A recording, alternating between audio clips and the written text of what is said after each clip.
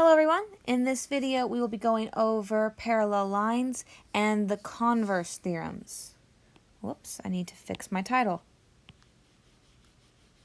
Okay, it is the converse theorems and postulates. Okay, and this is section 3.3 in your textbook. Now, as of right now, these are all the postulates, these are all the theorems that we have already learned, we've already used. These should not look unfamiliar to you. Okay? We have the corresponding angles postulate, all of these others, including the perpendicular transversal theorem. If you don't have these written down, I highly advise you do.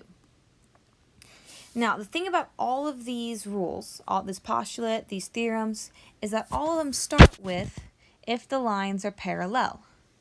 And then you learn about the angles. All of them. If lines are parallel, then you know something about the angles. If the lines are parallel, then you know about the angles. This is going forward. Parallel lines to angles. However, there are a lot of problems in which you don't know if the lines are parallel. So up until now, all the problems we've had, you've been told that the lines are parallel. That is not always going to be the case. And so we need a way to switch it around. We need a way to go from, changing colors, from angles to parallel lines. Well, if you remember from a couple chapters ago, whenever you take an if-then statement and flip the hypothesis and the conclusion, you get the converse of that statement. That is what these rules are. These rules, this is the exact same list, but now we have the converse of all of those postulates and all of those theorems. And what these rules do is these rules take you from angles. You are given a fact about the angles, and then you are told, or then you can conclude, better words, you can conclude the lines are parallel. Okay, you're told the angles are congruent, therefore the lines are parallel. And this is going to be very important as we go forward. You are going to want to write all of these down in your notes somewhere. Okay? Please make sure you have the word converse. It is very important. That tells me what direction you're going in.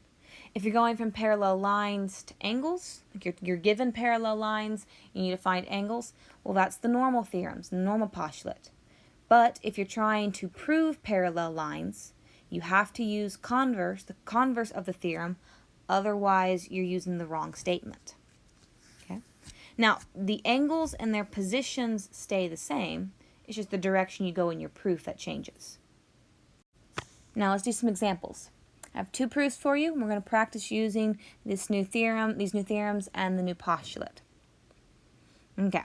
So, in this one, we are given that angle 1 is congruent to angle 2. So, I want to mark that in my picture. And we need to prove that L is parallel to M. Okay? I'm going to do it in green so that you can see where we're trying to go. We haven't proven this yet. I'm just putting it down so you can see where we're trying to go. Now, the way I'm going to do this is by using the theorems and postulates from the last slide. The only one I can use is the converse of corresponding angles postulate. Okay, because it's a postulate. We can use that off the bat. Now that one states, as you have written down in your notes, that if corresponding angles are congruent, then the lines are parallel. So as I look at my picture, I see that angle 1 and angle 3 are corresponding. So if I can show that angle 1 is congruent to angle 3, then I'm all set up to prove those two lines are parallel. Okay. Now I know the steps are already written down below, so hopefully you can see where this is going, but I did want to talk you through the logic of the picture. So now that we've done that, let's go ahead and fill in our proof. We are already given that angle 1 is congruent to angle 2. Now we have that angle 2 is congruent to angle 3. Well, that makes sense because angle 2 and angle 2 and angle 3 are vertical angles. And vertical angles, linear pairs, those rules always work no matter where you are. Okay? And then by the transitive property, I can connect angles 1 and angle 3 and say angle 1 and angle 3 are congruent, which is great because that's what I needed in the first place. Now that I have angle 1 congruent to angle 3, I can say that line L is parallel to line M because of the converse of the corresponding angle postulate. Sign off and we're done. Now this next proof, I'm going to introduce the flow proof to you.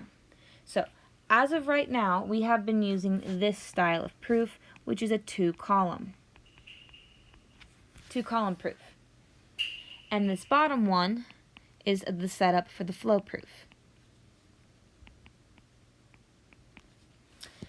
Now there are pros and cons to both ways. Some people like the two-column proof because they've been doing it this whole time and it makes the most sense.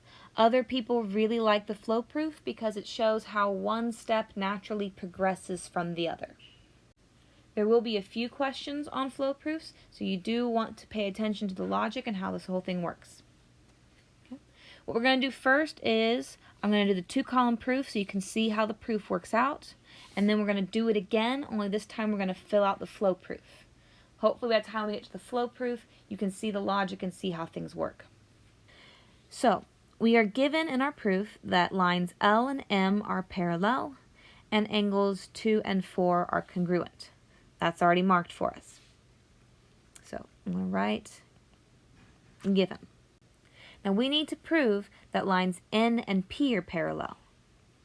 Okay? So far we can only use the converse of corresponding angles postulate. So I'm looking at angle 1 as a helpful connection between angles 2 and angle 4. Sure enough, that's our next step. We're going to use the fact that lines L and M are parallel, and therefore we can say that angles 1 and 2 are congruent because of the corresponding angles postulate. Okay, because we're given parallel lines and we're going to angles, so it's just the normal theorem. Now we're already given that angle 2 and angle 4 are congruent, so that's our given right there. And then by looking at those two steps, I can connect, because angle 2 is in that one and angle 2 is in that one, I can connect angle 1 and angle 4 with the transitive property.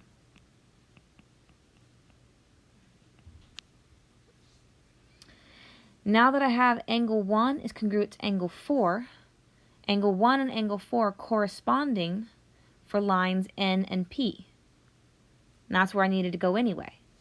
And now I can say that lines M and P are parallel because of the converse of corresponding angles postulate. Sign off and I'm done. Okay? Now that's the proof done the two-column way, the way we've been doing it this whole time. I'm going to show you how to do it in the flow proof. Now, the flow proof, the way this works is your statements go in the box, your reasons go underneath. Your givens will always go in the far left column. So right away I can say that L is parallel to M and that angle 2 is congruent to angle 4. You're always going to have one statement in each box. And our reason is because it's given. Now, because these two boxes right here are connected by an arrow, we know that whatever's in this second box comes from the fact that lines L and M are parallel. All right, and that's where we have our second step, that angle 1 is congruent to angle 2 because of the corresponding angles postulate. Okay, so because the two lines are parallel, these two angles are congruent. Then, because of our second given statement, and because of this right here, we can say that angles 1 is congruent to angle 4 because of transitive property.